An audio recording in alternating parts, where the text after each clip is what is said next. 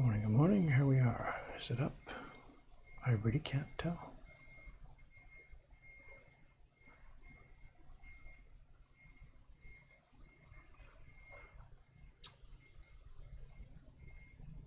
I get no sensational feedback here. It seems to be on.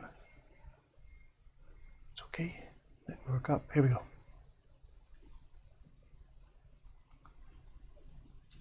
We're up and running. Good. Good morning, good morning.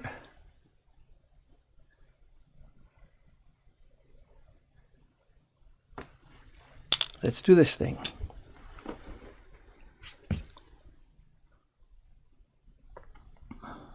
Where was I?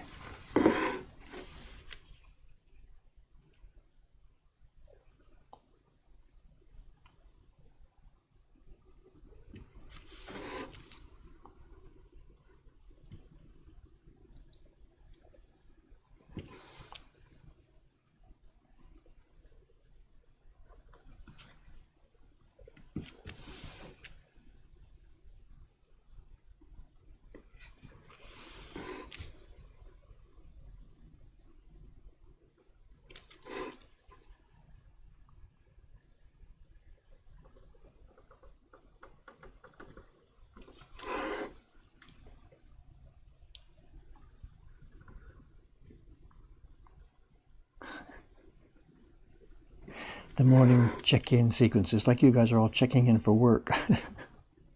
When the employees come in here, it's always a round of course, good mornings, good mornings, good mornings. Same thing on the Twitch stream. I'm the only one getting any work done here, though.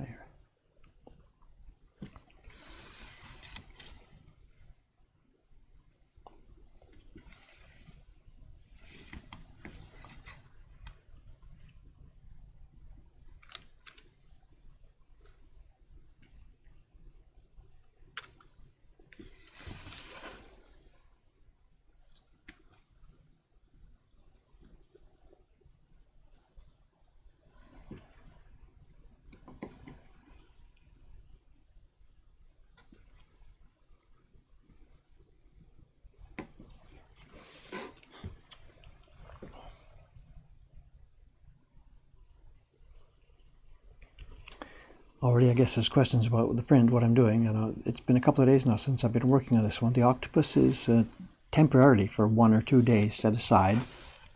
I'm filling in for our other carver, young Chon-san. He's been doing the half of the yokai series this year.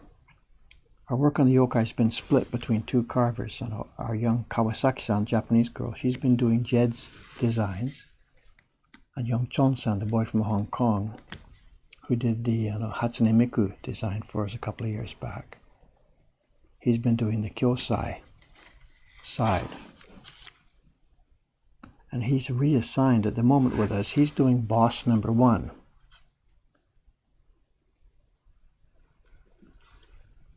The first print in the new boss series. So I'm filling in for him. I'm doing this one. This is the December print of the current yokai series. And meaning shipping in December means printing through late October and November, and carving has to start in September. Get the key block done first. Kawasaki-san will then do Jed's side of this design. When she's finished, I'll come start color blocks. Ready for the printers to start. We work months and months and months in advance, of course. We have no choice. It takes such a long time to get these things done.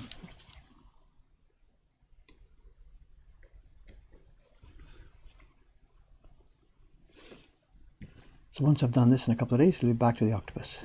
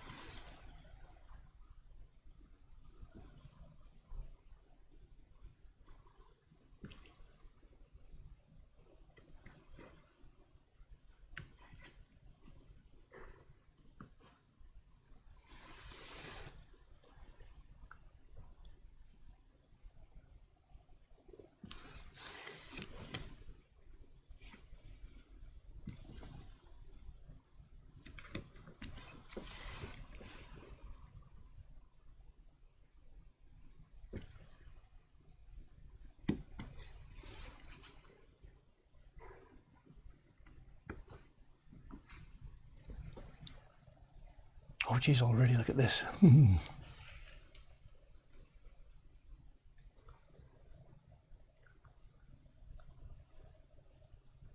How do you match your key block to your color block so closely? I don't know.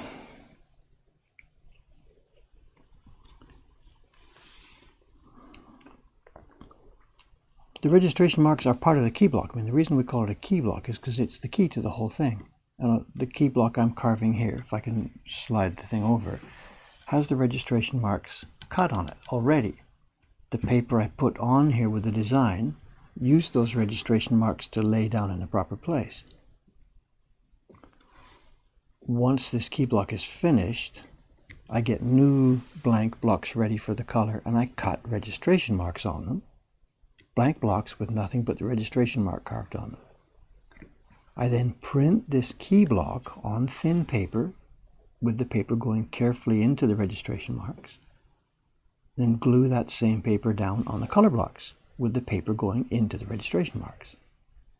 So that's how it gets transferred. That's shown again and again and again in a number of the videos on YouTube. One specific one that shows the whole process, start to finish, key block carving and color block carving, is the YouTube video I did about 3 years ago showing the Chibi Heroes prints being made. And it shows really clearly and cleanly every tiny step of the way. It's about 15 minutes long, and it's a perfect overview, technically, of the process. Chibi Heroes. I forget the exact name of the video on the channel, but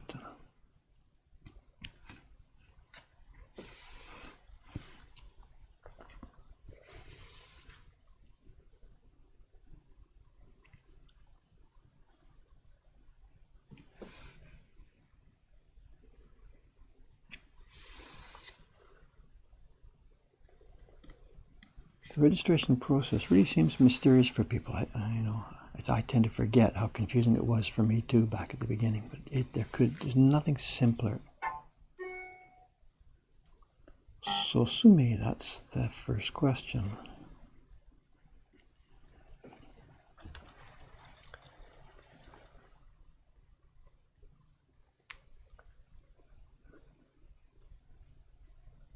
Oh, a long question. Pop. Oh, it's the same question, the key block, color block.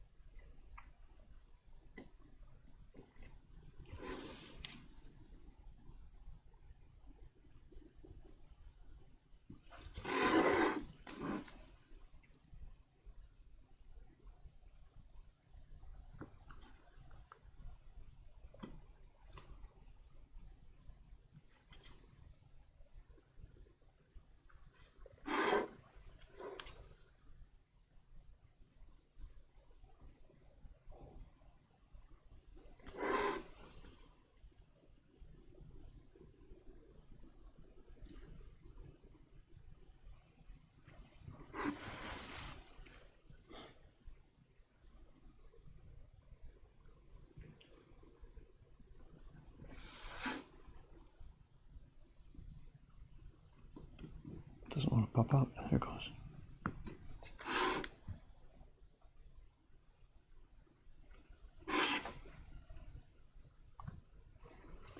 being here, new on Twitch here, it's nearly just 2 weeks now since I started this, and learning about the platform and how things go. And I was a bit curious to learn one thing this weekend. It's Wednesday here down in Tokyo. I was off Tuesday. Our shop's closed Tuesday. So before that, it was Monday, which Monday for Tokyo is the weekend for for example, North America. And after 2 weeks here on Twitch now, it's funny to watch the pattern. There's a certain daily number of people watching. It's been growing bit by bit over the 2 weeks, but then it dropped like crazy over the weekend. And whether it's just this channel or just me or Twitch in general, I have no idea. But it seems that the weekend is way, way down. And I would have thought it was the other way around. People on their time off watching people play video games and other stuff going on Twitch. But it dramatically dropped off over the weekend, which I guess tells me that actually most people are watching this stuff while they're at work, I suppose. Not sure what to think about that.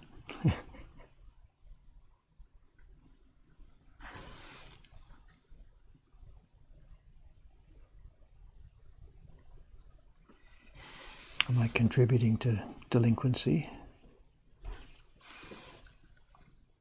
Headlines: massive loss of productivity across the world. David Bull streams Woodblock printmaking.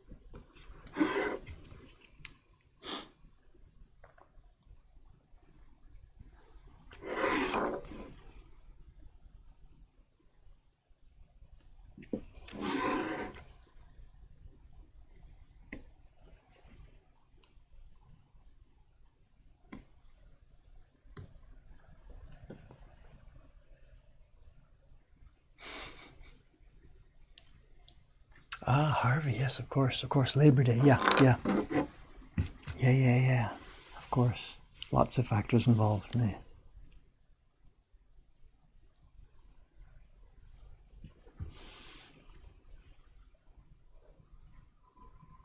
Back to school time, I guess, over there.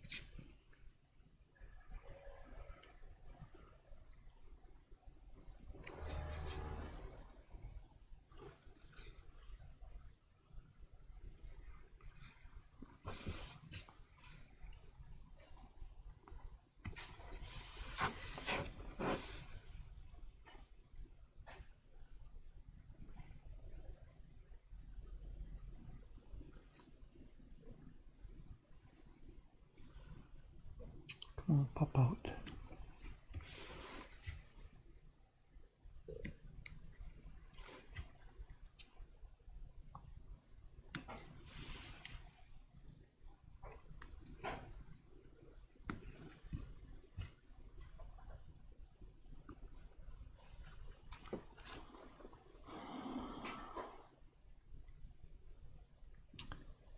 It's going to be a busy day in the shop here, and the reservations now are starting to pour in for our print parties. It's the autumn tourist season. We're at the leading edge of it. We had a bit of a sort of a gap for the past few weeks. The July was busy, of course, with tons of people here on summer vacations. End of August, moving into September is much quieter. It's a kind of year, it's generally wet, typhoons are coming. It's not the peak season at all. And then it starts to build up again through September and peaks in October. Not cherry blossom, what am I saying? Maple leaf season. But this year we're up again. It's early September and it should be quiet for us, but we're booked solid again today, print parties. And one of the staff is a trainee, one of the new people from the Patreon system. So I'm going to be on party duty today. I was hoping to get this block finished, but probably not going to happen today.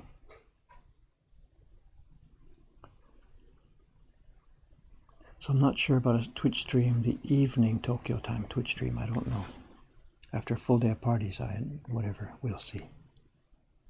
So those of you who've been watching at both ends of the clock, I may be here this evening or may not be, I don't know.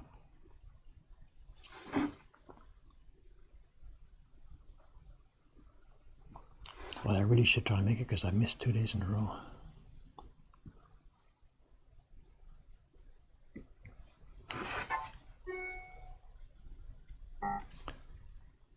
Something in the question box.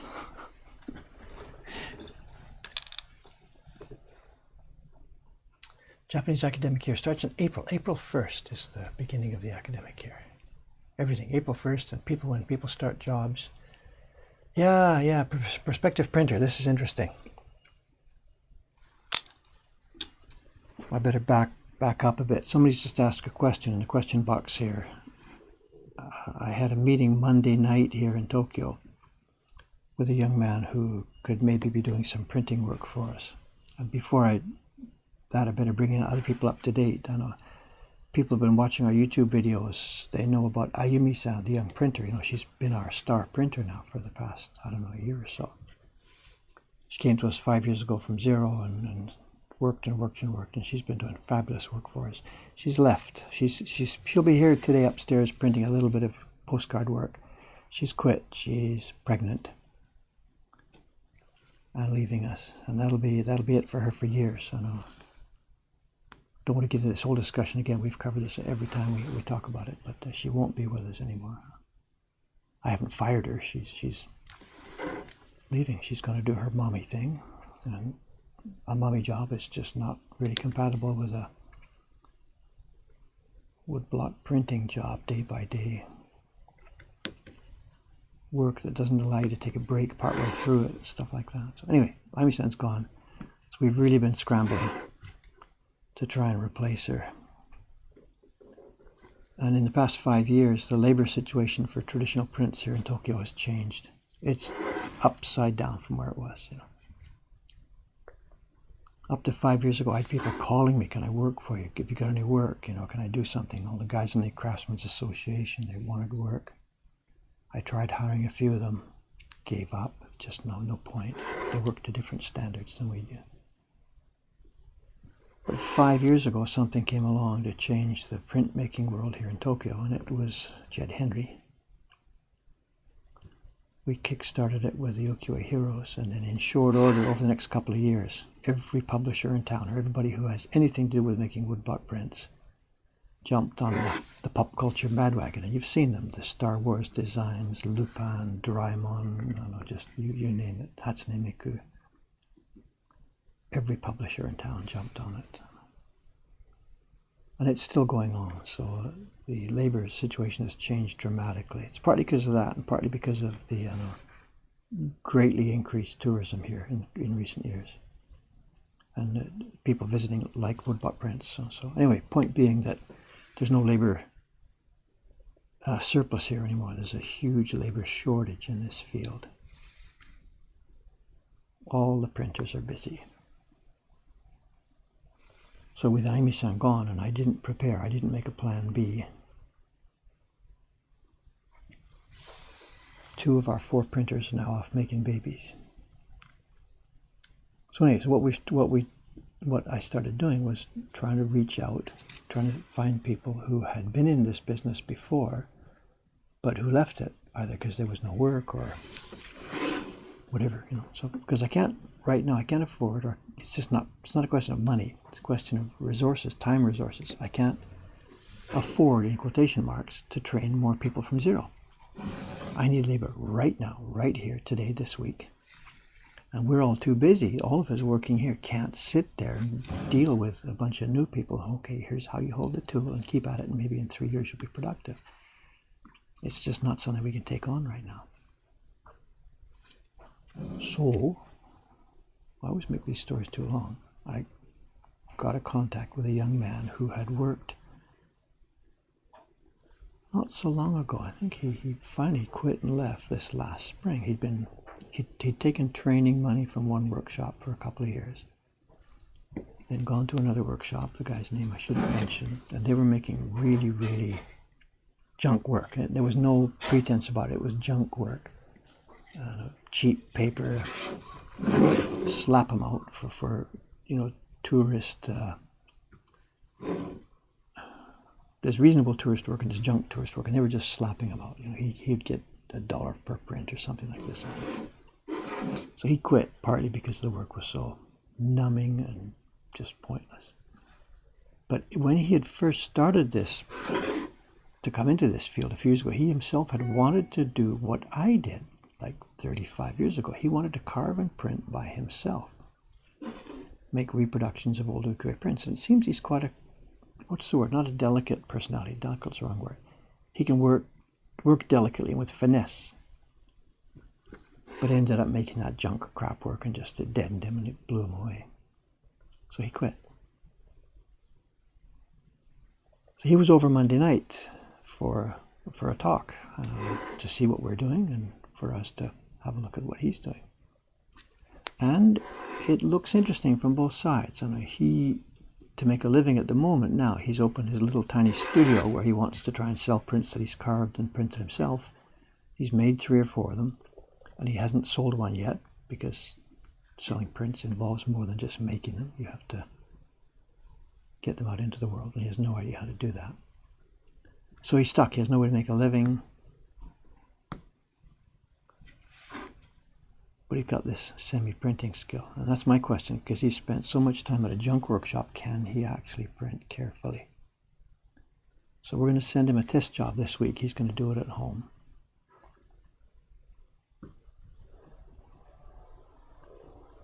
And he's going to come back in and we're going to talk about it.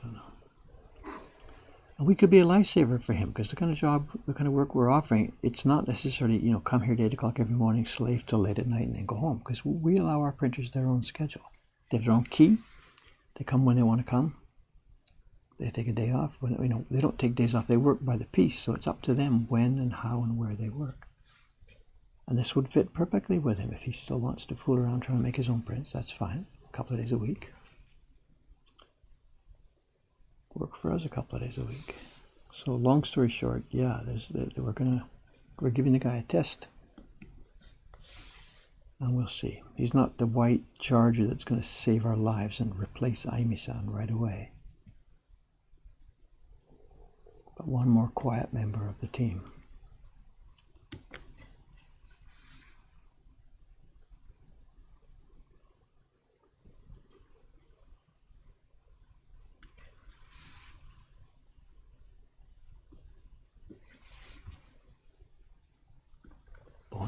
Bones.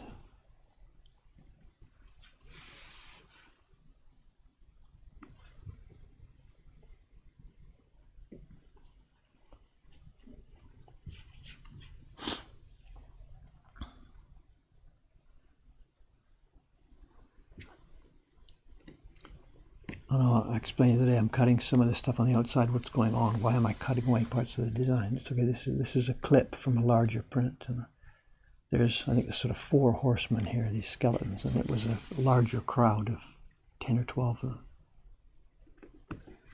I've just clipped the central area for our little yokai postcard size print here.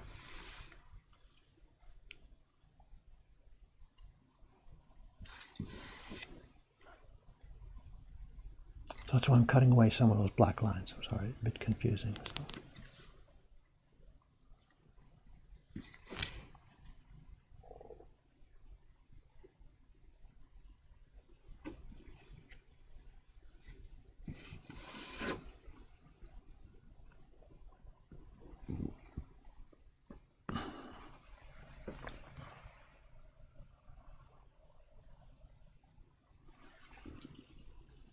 Bones, bones, bones. I wish I could chat with that thing in real time, you know, but just I can't do it. I'm sorry. As I mentioned before, I read everything at night when I'm done. Try and make notes on what things I need to talk about later, but always forget.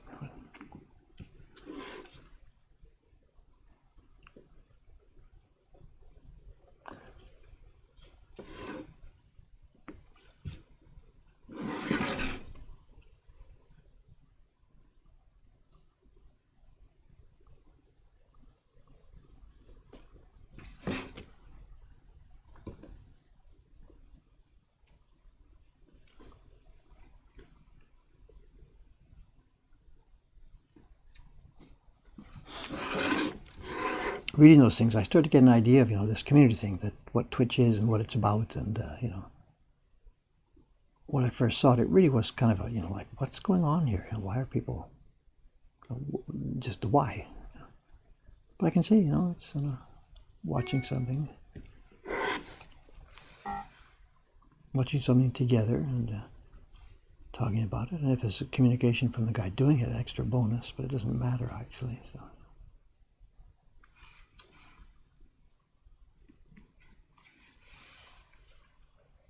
Back when I was, I say when I was in college, I didn't get through college, but when I was like that age, when I was 20 or something, there was a movie place in Vancouver that tried an experiment. They showed like classic movies, whatever they were, like War of the Worlds or something like this, or Seven Samurai, you know, movies from some years before. And they tried to do it, I forget the way they described it, or the description. They tried to do it in a kind of community way. Normally when you go and see a movie, you get there, you sit there, popcorn or whatever, and the movie starts, and you shut up and you watch it. Where am I? Turn the block too much and I get lost. Here we are. No, normal way of watching a movie, at least in my era, my generation. When they tried an experiment, and again, I don't know what they called it, but the point being that as you were watching it, you could comment and say stuff. You know, the theater's dark, it's all black, and we can't see each other. And it was kind of interesting. As the movie's going on, people would like crack a joke or make some comment, or, you know, not long involved discussion. It was all very much off the cuff, short stuff. And most people in the theater didn't say anything, they just listened. And you get these couple of jokers or something who are doing this. It was really kind of bizarre, kind of interesting. And it worked at first, but then it broke down because it became that the people who were trying to be the star of the show in the audience kind of messed it up by going overboard and too much. And a small comment here and there now and then would be okay. But it just got too much, a stream of I don't know, stuff going on that made it impossible to watch the movie. I don't know I went to a couple, I don't know the details of, they just ended up pulling the plug or I don't know, for all I know they're still doing it, I don't know. Kind of an interactive movie experience. And we're talking about something, this is back in the early 1970s, so nothing to do with, you know, internets or whatever. But thinking about that experience now, I'm sitting here carving, I'm the movie, and people are sitting there talking about it and chatting about it.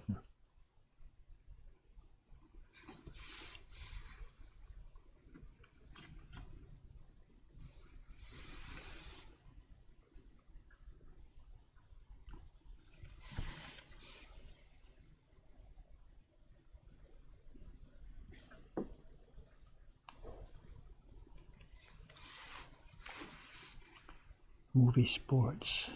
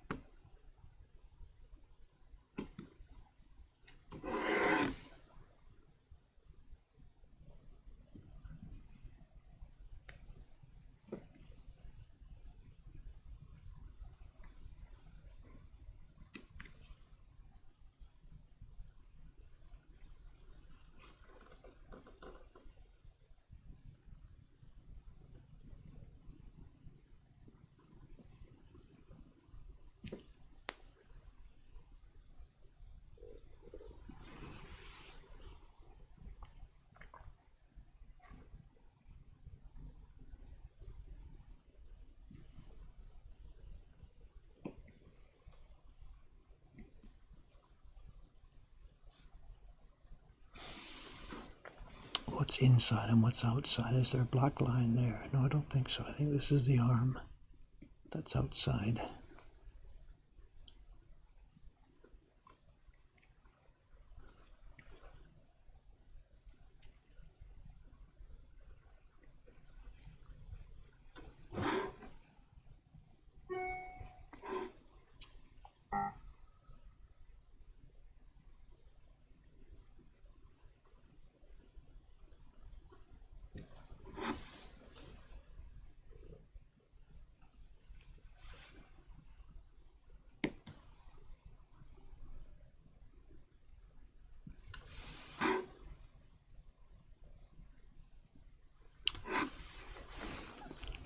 Round and around, back and forth here.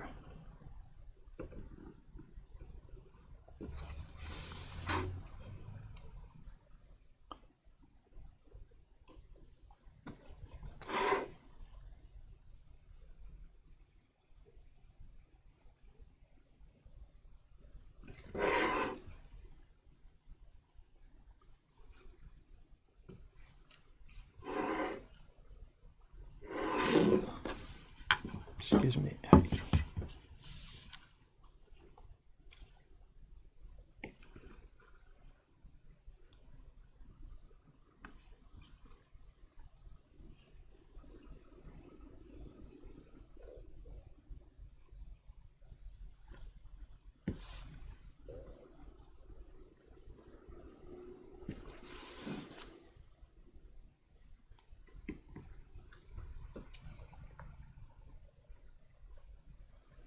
I see Japanese in there. What's this?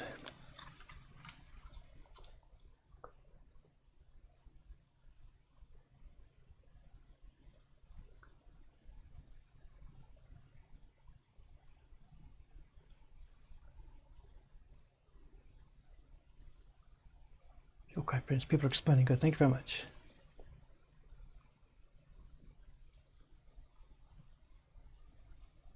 Obscenities. I don't see anything yet so far. The microscope. Yeah, it's on a Meiji brand microscope.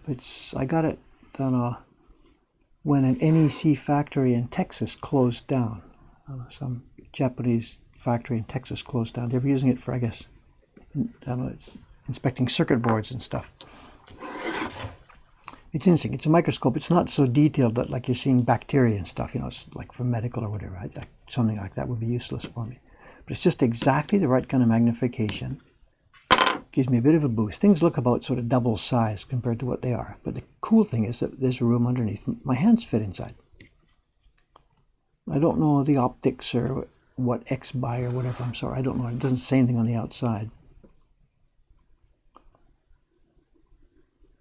And I have two of them. This is a Meiji binocular scope. And then a while back on Yahoo Auctions, a trinocular came up. Which means, you know, I can watch what's going on, and also there's an attachment space for another eye, which is a video camera. And that I got that because I thought that would be so cool. We use a trinocular microscope and put the camera on the third eye. And that means that people are looking down through the scope and they would see exactly what I see. And it doesn't get any cooler than that. The problem is it's got much, much stronger lenses than the one I'm using now. And the maximum field of view, like inside the thing, is like only about 1 centimeter, about ½ an inch. And I can't possibly do that. I know. I'm not doing medical stuff. I'm not inspecting bacteria and stuff like this.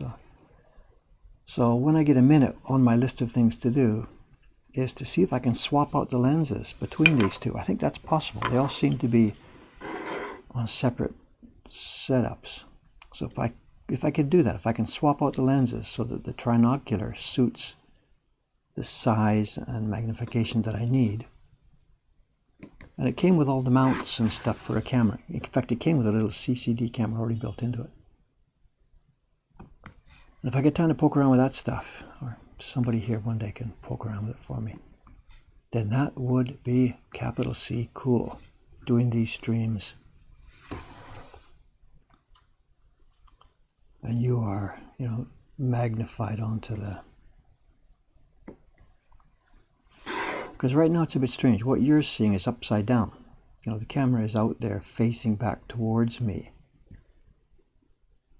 Whatever, nothing wrong with it. You're getting a view of the carving as though you were sitting in front of my bench watching me work. So it's okay, so nothing wrong with it. But it's upside down from what I see. And we tried a few weeks ago when I started this Twitch thing, we tried setting it up so that the camera was over my shoulder looking down onto it, so that you would see closer to what I'm seeing. But I couldn't get a stable setup. My shoulder kept getting in the way and I'd have to sort of sit back and lean back. And so we gave up on that for the moment.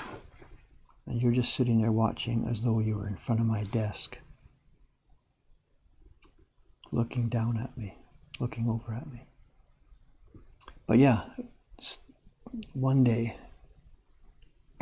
as I said, when I get a minute, we'll experiment with a trinocular microscope.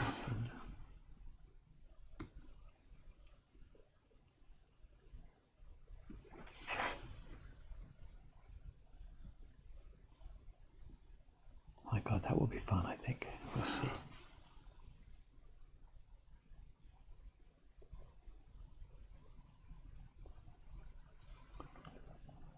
I'm not sure what this is. That's his upper arm. So this is his lower arm. Doesn't seem to have a hand. It's just I don't know. Let's just carve what I see. Doesn't seem to make sense at the moment, but let's just carve what I see. And try and figure it out when we're doing test printing. Nothing there. That's the thumb, I think. I'm not quite sure.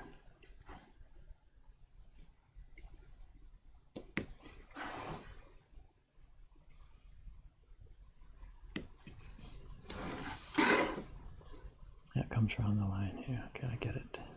Those are knuckles.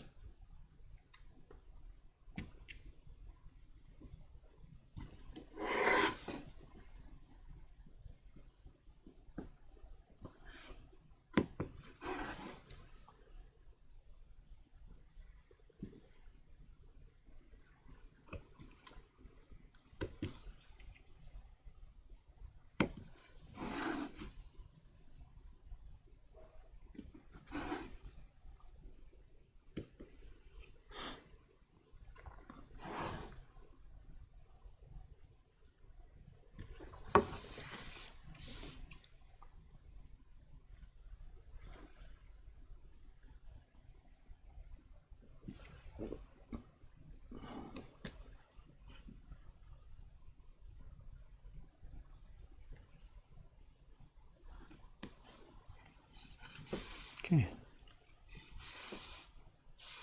Here's the top of the arm here, up here. It's confusing. It's so easy to cut off something important.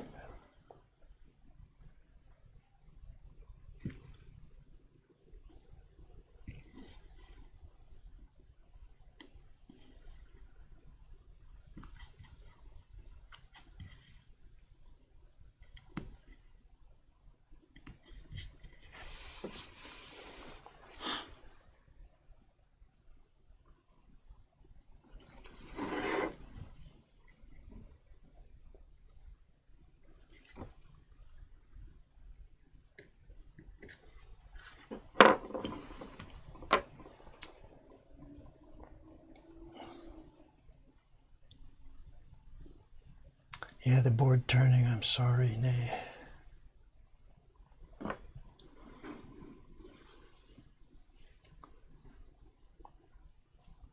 The board turning is difficult to me. People get, somebody actually, what's the word they use? Not seasick, they were getting nauseous when I turned the board.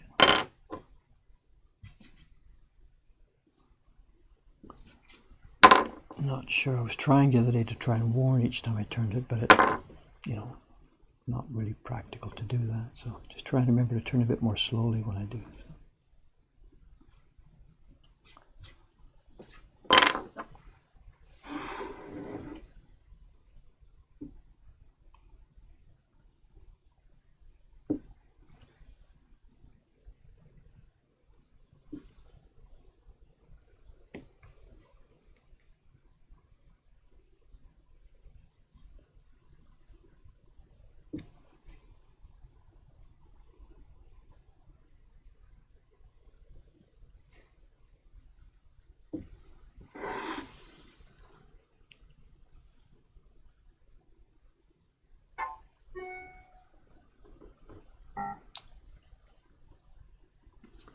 The question sound.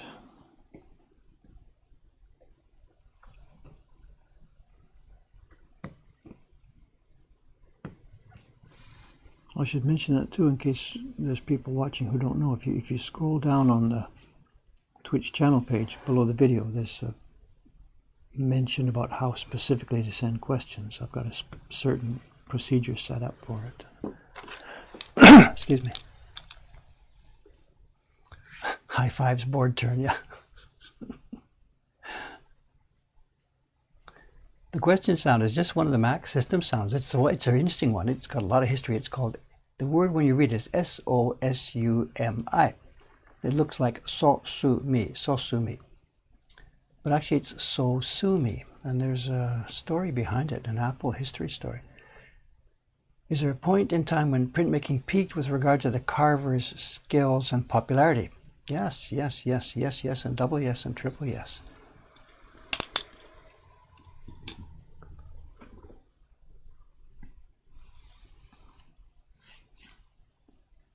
The technical aspect of to this work, we can almost date it like within a couple of years. It's the last few years of the 1800s, and from say 1890 around to 1905, 1910, somewhere on there is the absolute peak of this stuff. Some of the work done in that era it's hard to believe it was done by humans. It became astonishing. It became too technical, actually, just sort of pointless. And that was the era just when the Western technology was coming in.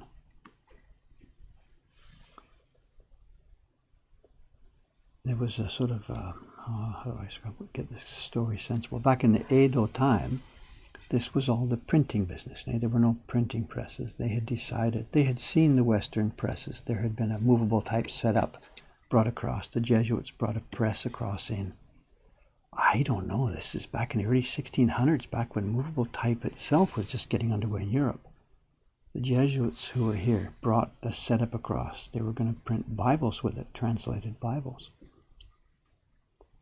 And the government of the day actually saw this and investigated it and tested it. And there were some sample books made.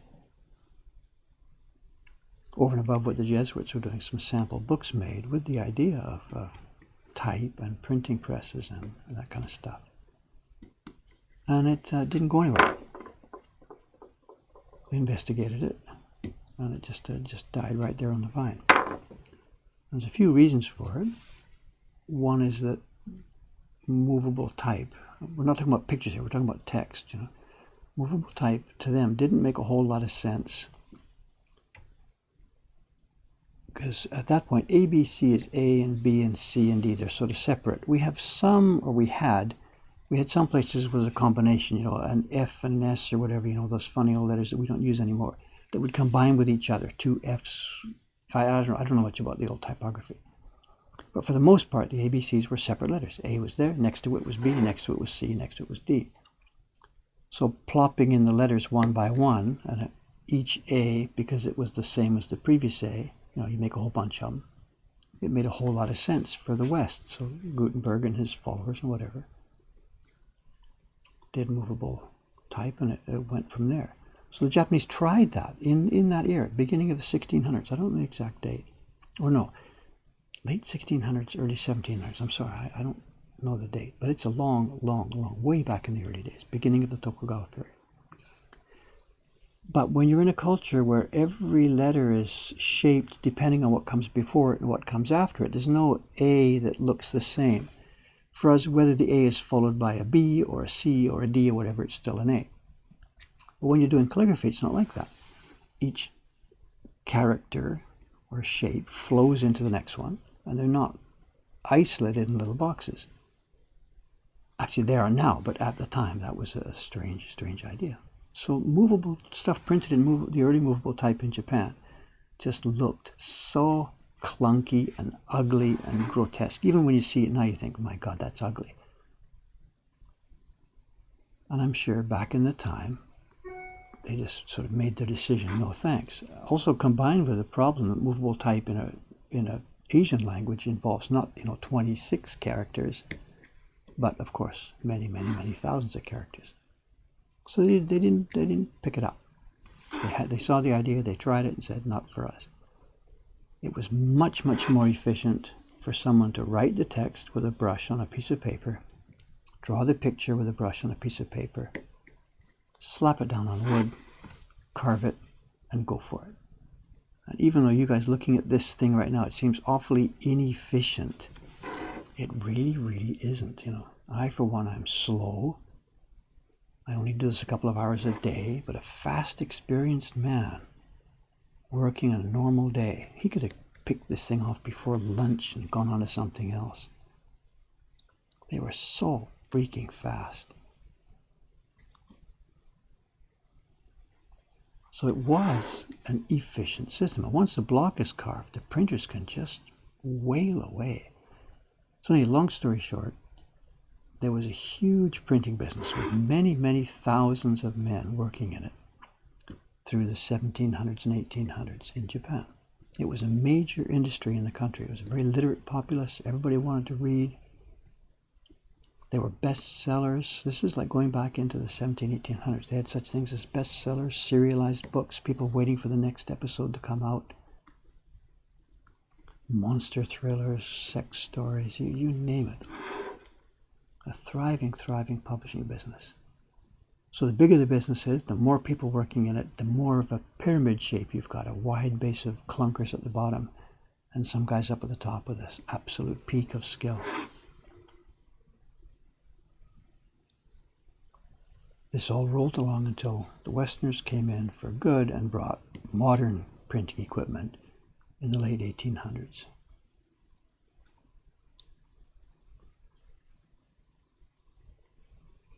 And that put a bullet straight into it. The stuff the Jesuits had brought in 1690 or whatever it was no big deal. But the modern presses, the Heidelberg gear and whatever else, and really efficient movable type.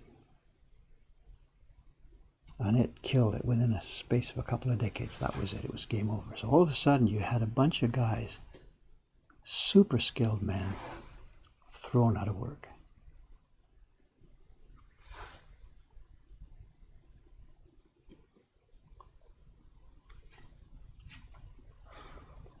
What am I doing here? Again, keep track of what's in and what's out here. That's the edge of this guy's rib cage.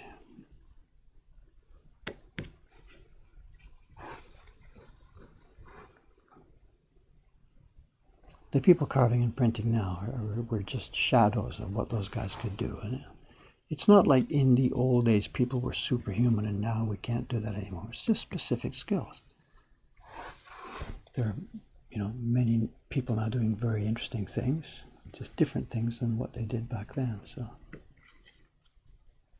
I'm not one of those guys like, oh, the old days were so good, people were so much better then, now we're junk. Just people focus on different things.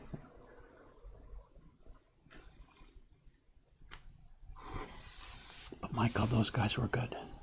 It's scary to see the work now. We've got Meiji era prints here in the shop. I've got some in my collection. I know how they're done because I understand the work, but it's still hard to believe. My God, how did they actually do that day after day to such level?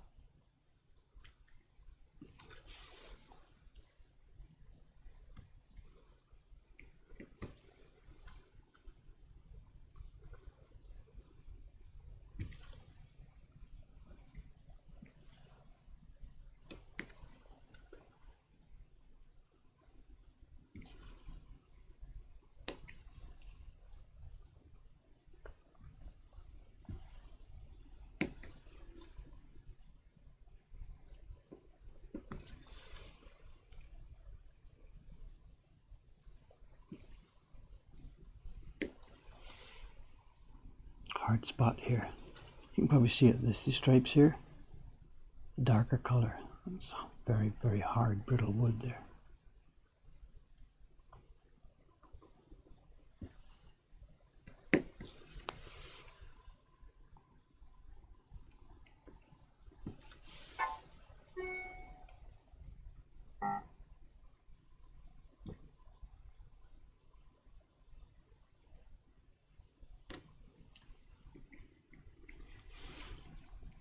Just make it around this corner first. Hang on. Okay, there's the outside of his ribs.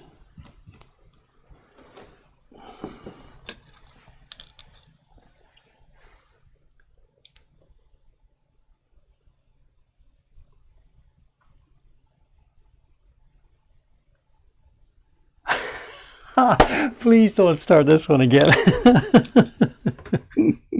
Somebody's asking in the email question list about cultural appropriation.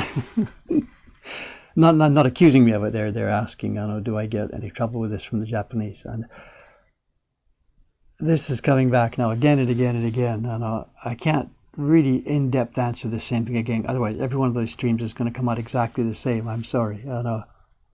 Short, simple answer is none at all. I've never heard the term. The Japanese don't understand the term. From people in North America, I've heard this, and never anywhere else, never from Europe or never anywhere.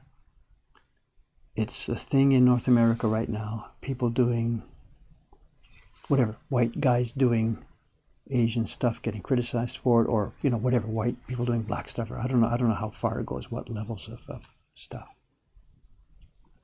But the simple answer is here, no. Japanese people in general, the Japanese, that thing that is this whole mass of people, have no problem with what I'm doing at all. They had tossed it aside. This is the simple, easy answer. They had tossed it aside. It's not interesting for them. And if somebody else wants to come in and play with it, it's not a problem for them. And again, when we last talked about this appropriation thing, the point I tried to make about it was that it is a thing, cultural appropriation is a thing, if there's a weak society that is being taken advantage of by a stronger society.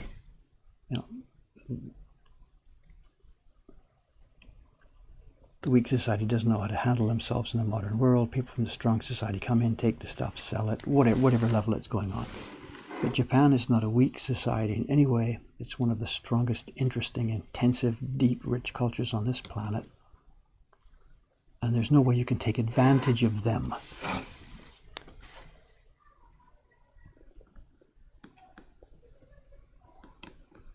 Was it appropriation for the European painters to use the stuff and develop their work, the Van Goghs and Monets and all these people?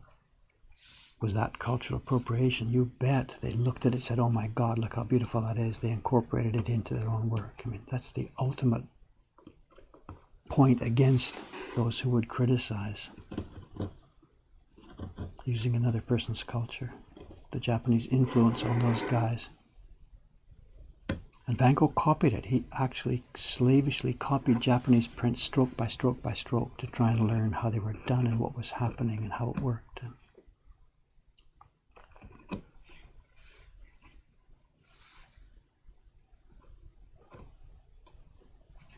So anyway, I won't be moving to America or Canada anytime soon because, yeah, what I do there, some people don't like it.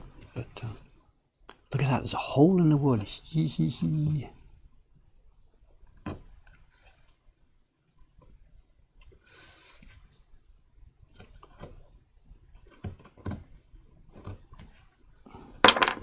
I don't specifically remember because it was a week or so ago, but when I pasted down this drawing, the last step before we paste it down is we flip it around and look at it and make sure that none of the lines of the drawing fall on what looks like a knot or a gap or something. And there's a hole right there, this dark line. I must have positioned my sheet so that it fell in the open space here.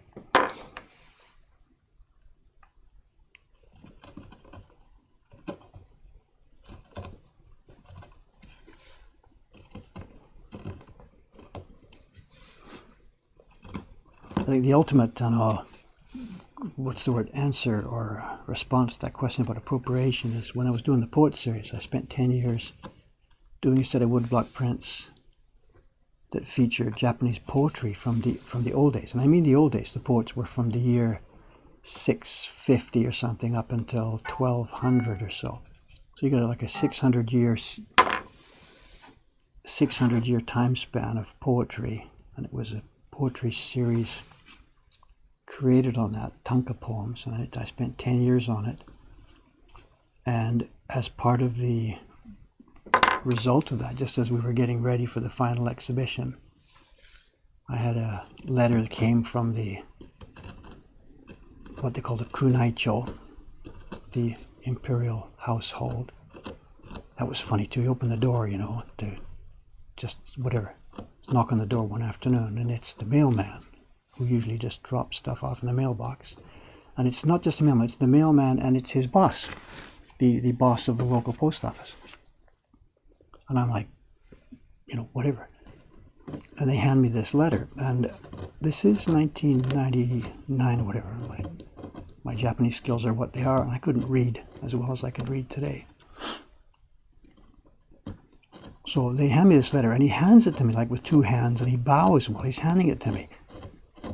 And I just, whatever, you just follow what's going on. You take it and you say thank you politely and look at it. And he looked at me, and I looked at it, but I didn't know the characters that showed the return address. And he maybe was a bit disappointed at my lack of recognition for what was going on. But anyway, I say thank you, and we bow, and he leaves. I open it up and didn't understand most of it, but I got the idea pretty quick. It was a letter from the Imperial Household Agency inviting me to the upcoming, what they call the Utagai Hajime, the poetry recitation ceremony that happens in January every year at the palace. And that itself, which had been going on for, 900 years or something. You can look it up, Utagai Hajime. And it was inviting me to take part in the ceremony.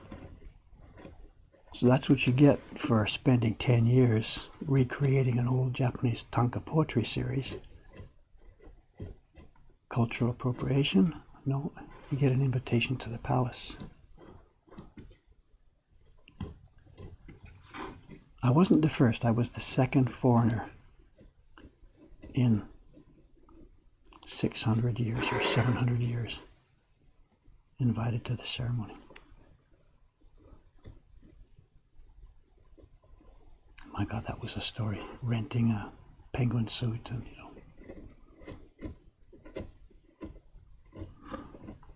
So yeah, ask the emperor about cultural appropriation.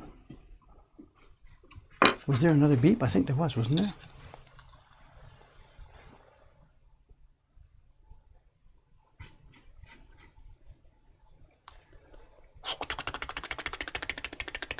Japan appropriated day.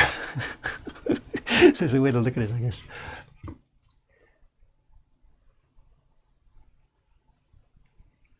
I'm not quite sure about this question. You have said on stream, looking at old prints, what's the oldest block set you have ever seen and worked with? What did you learn from it? I don't have a ton of experience with old blocks. Nobody does. For the most part, they were tossed out and thrown away and burnt in the stove and whatever when their day was over. So the oldest blocks that I have here in my collection, I don't know, I've got stuff from Meiji time, quite a lot of blocks from Meiji time.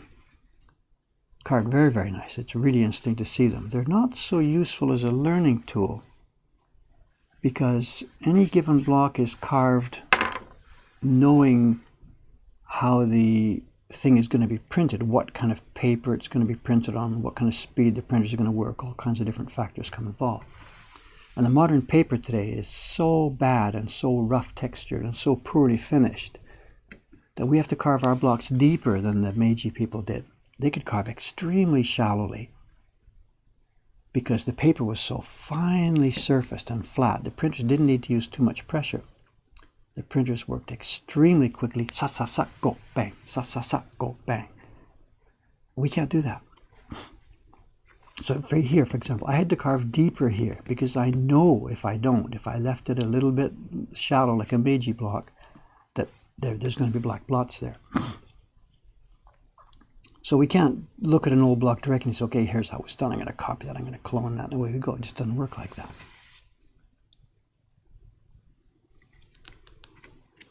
What I learned much, rather than blocks, is from prints. And I've talked about this too at length before. I'm, quote, self-taught, unquote. Is that in or out? Just a minute. That's his left arm.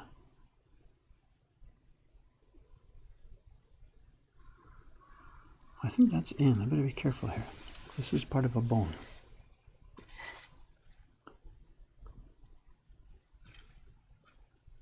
Oh, self-taught, but the thing that I used mostly for guidance in the time before I ever met any craftsmen here, and even after meeting these guys, was the prints. I look at the old prints. How do you do that? How do they do that? How do you do that? And it's trial and error and reverse engineering and looking at the prints for guidance. If I had had a million old blocks, then of course they would have been useful too, but it was mostly the prints.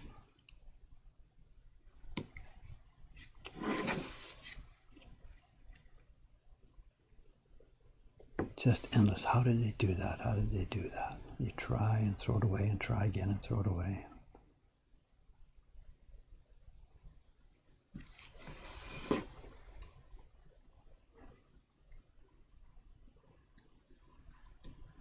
This is really a confusing corner here.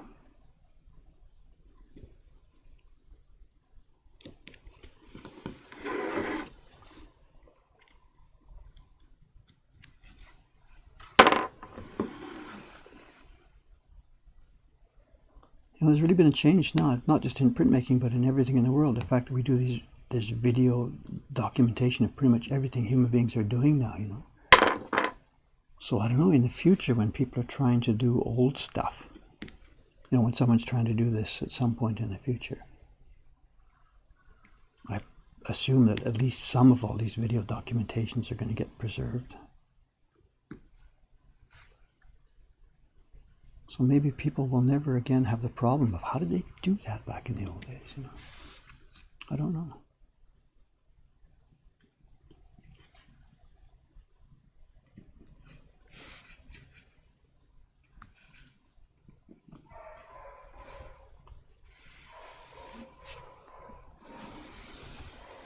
Okay, let's hit some ribs here.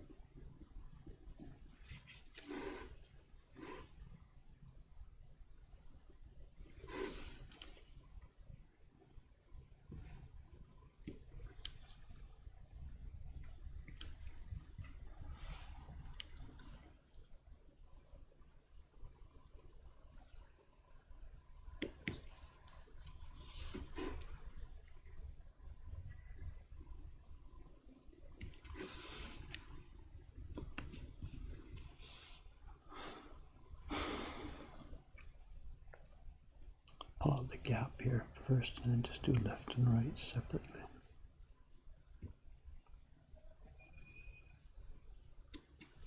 It's turning here. I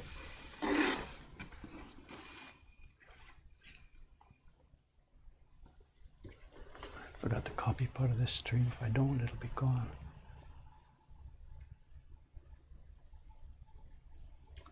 Yeah, more interesting than tentacles and suckers to show. So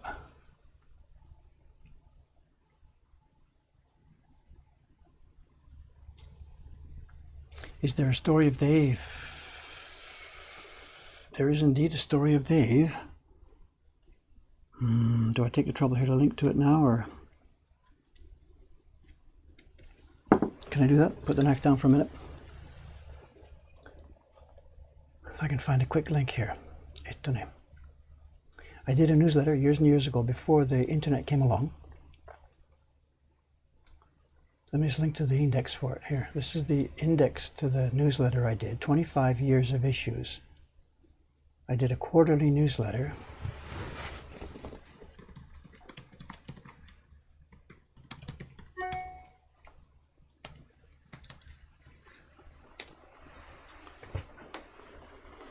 That's the index to the quarterly newsletter, 25 years of issues. There were stories about how I got started. I mean, even like back at the beginning, where was I born and everything else that's going on, and the route, how did I end up in Japan. There's also a ton of interviews with craftsmen and stuff. Some of this is pretty old now. It goes back to 1980, 89, 90, I guess.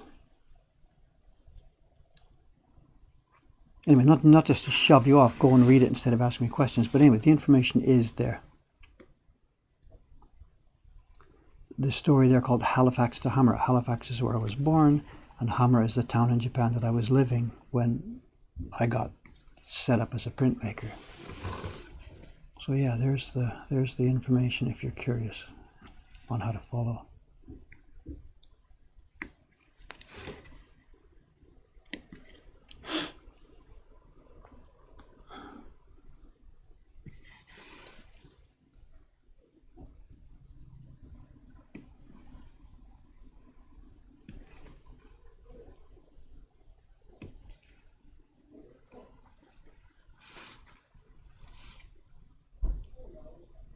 But yeah, this is more interesting than suckers, isn't it, than tentacles, because there's a variety, the in and out, and different lines, thick lines, thin lines, you know.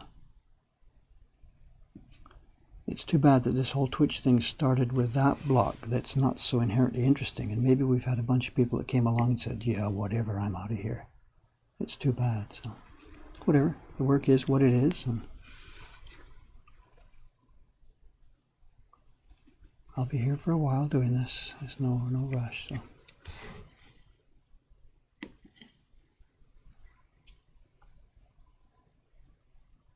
Can't make excuses for it.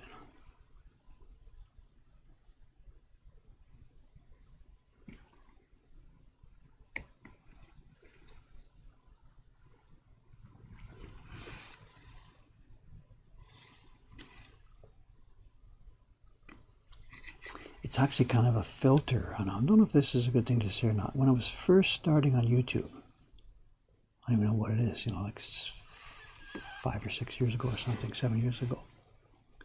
I thought carefully about how to present it and what I should be doing. And one of the first videos I made, it was introducing the series I was making back then, the mystique of the Japanese print, blah, blah, blah. And I tried to make the video as a filter.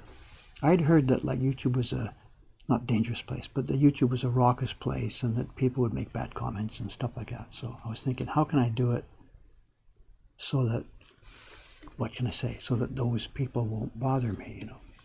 So what I tried to do, I tried to make the opening 2 or 3 minutes of the video as boring as possible. I tried to do this, thinking that if you filter it, just make it very slow-paced and very boring, then the kind of people who would really maybe later enjoy your work, they'll filter themselves out and go away. I have no idea if it worked or whatever or not, but it's still there. In recent years, I don't do that. The videos are just what they are. I just present the thing, bang. But that first one, mystique of the Japanese print. Even now, if you probably see it, you'll probably just fall asleep in the first 3 minutes because it's...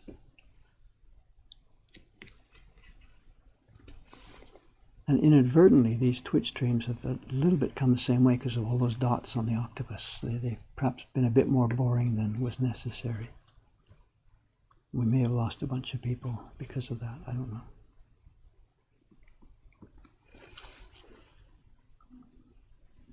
Can't be helped. As I said, the work is what it is, and I have no choice. I'm not choosing this programming. This is my job.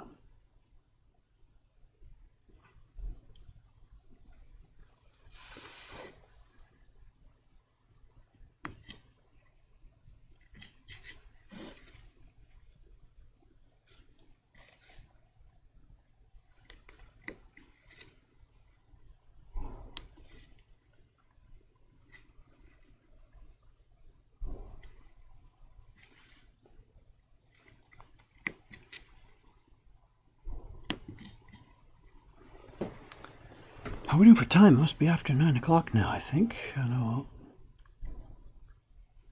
Around 9:20, 9:25, the staff's going to start to come. And as I mentioned at the beginning of this stream today, I'm on party duty today. The first party is a group of 3 girls from Taiwan. It's at 10 o'clock. They'll be early. So once we get to around 9:30, I'll be out of here, I'm afraid. I'm sorry.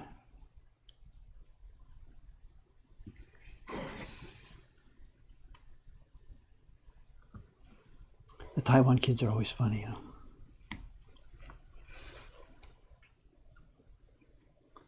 They're always funny. They're gregarious. They laugh a lot. Their English is far better than people from the mainland. They're always a hoot.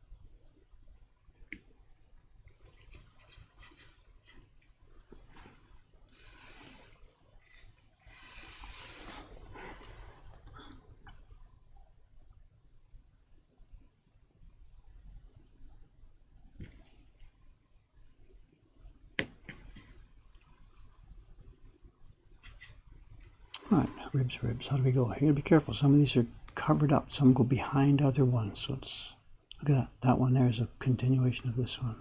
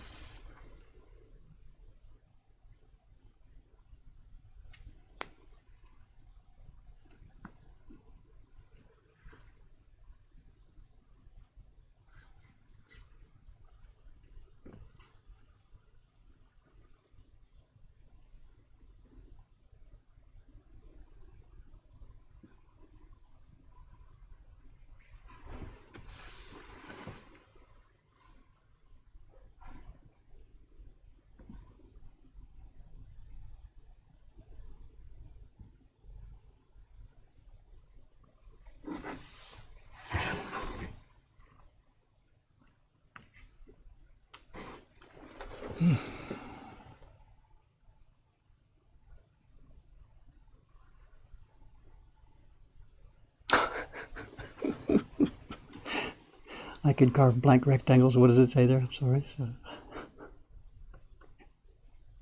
don't push me. You might get what you want.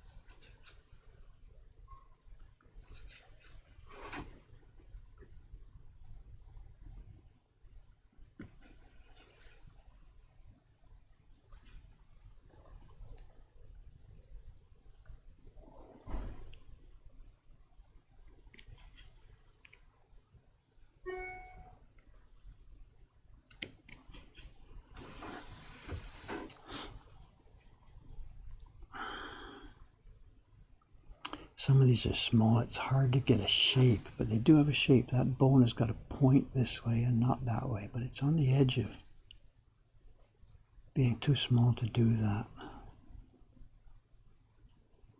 Whatever, we'll get what we can.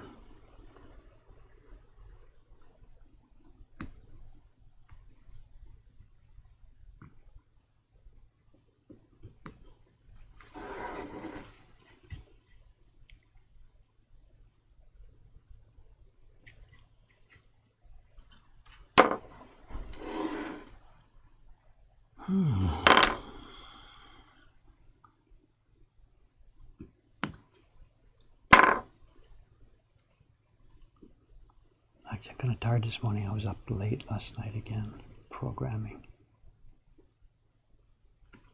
Building a new database for the Patreon system. I know the information that Patreon gives us is minimal to the point of being useless. I get a single CSV file that doesn't have much information, and it doesn't update. It's just a snapshot. We need to have a steadily updated database. People come, they leave, they change their level, change their addresses, and Patreon doesn't do any of this.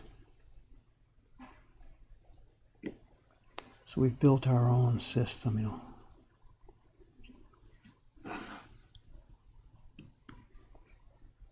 So I have to sort of scrape the database. It's not even the database. Scrape my page at the Patreon website to get a current snapshot on who's in and who's out and what their situation is, and then integrate that with the database that I've already got here. So I'm trying to keep it updated,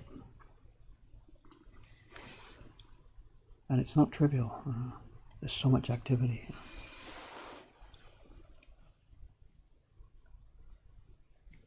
You know, we've got the deal where we send the small little prints to people that have been with us for 3 months. We have our sort of minimum time to join. So keeping track of who's been for the 3 months, have their revenue been received, have they already got that print, which one don't they have, has their address changed.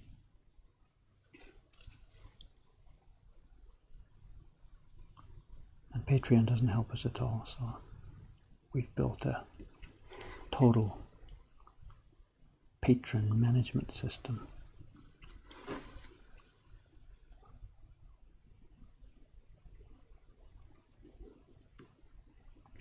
And I had a bug in it last night, and I spent like 2 hours logging and logging and testing and logging. Missing comma, the standard thing. I can't believe that programming languages these days are still so brain dead.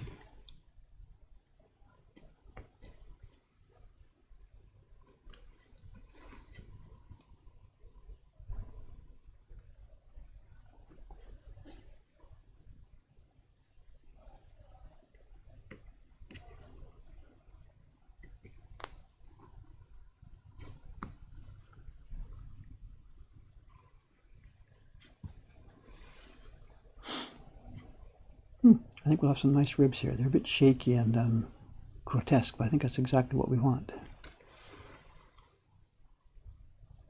Nothing neat and clean and polite about this one.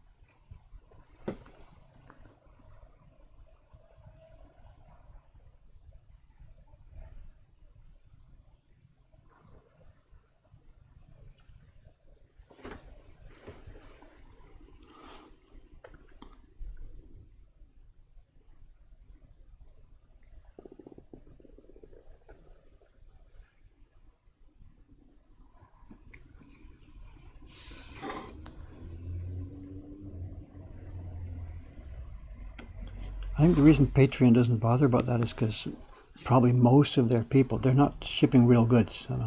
When you support somebody's Patreon, you get a link to secret videos and stuff like that.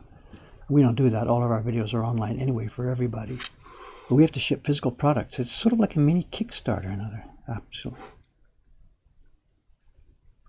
So we have to ship stuff, and we continuously ship stuff. When somebody joins the Patreon, they get, after 3 months, they get that first little print, and then 3 months later, they get the next one, and then it'll be like 6 months later, the next one will come.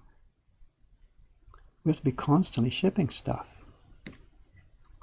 So it's absolutely not trivial. Which ones do they have? When did they get it? Have they paid enough?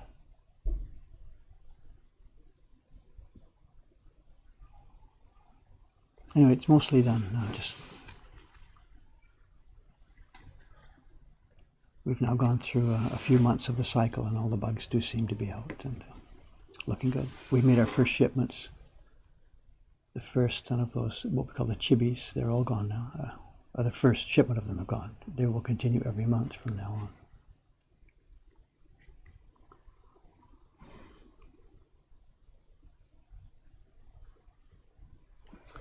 What's the time? 20:25. Coming to the end of it here. Shiba-san should be rolling up the stairs any minute now. And the other new girl, Audrey, she doesn't have her key, so she's probably actually already standing outside. Shiba-san can let her in.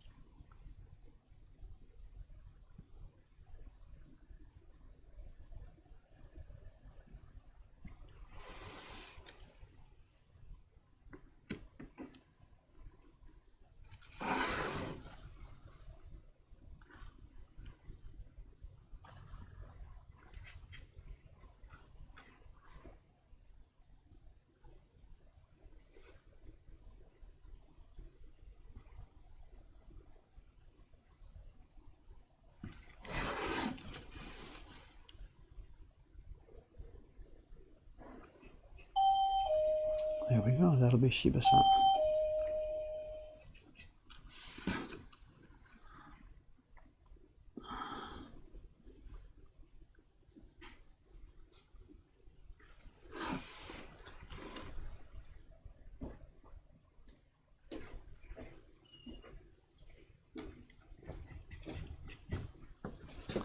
Oh, Suga-san, good morning, good morning. Hello, hello. Shiba-san, mada? 千葉さんまだですね。そっか。まだみたい。鍵開いてなかったから。まだなんだ。It's not Shiba-san, it's Suga-san heading upstairs. You may have seen her on a video last week. Just a minute, Suga-san. Let me get back to the screen where you can see what's going on. おー、本当だ。 Here we are.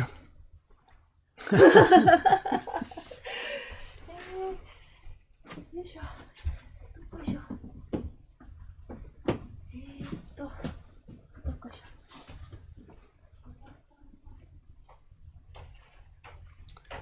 This is Suga-san. She doesn't work only Wednesday. She works whatever, a random days depending on her own schedule. When her husband is off and stuff like that, she stays home. She's not a carver, she's a printer. She's just working upstairs as a printer, and we featured her in a YouTube video. It wasn't last week, I guess it's 2 weeks ago now, which means the next one, I gotta get busy on the next one. She's a very pleasant girl. She's really trying hard to get into this. And, the first couple of months she was here, it was difficult. But she's come along really, really well. Okay, I hear a question and I gotta get going. It's 9:30. Let's see what the last question is. Time for it today or not, I don't know. Carving workshops like the print parties, but a few days long. I know somebody's asking if we could, teach carving or have practical sessions for carving. And we're not even remotely thinking about this. I know we don't have resources. Let me switch the camera over. We don't have any kind of resources here for doing actual teaching. The print parties are just for fun, to show our work, to provide an activity for people, to get them in here to look for prints and stuff.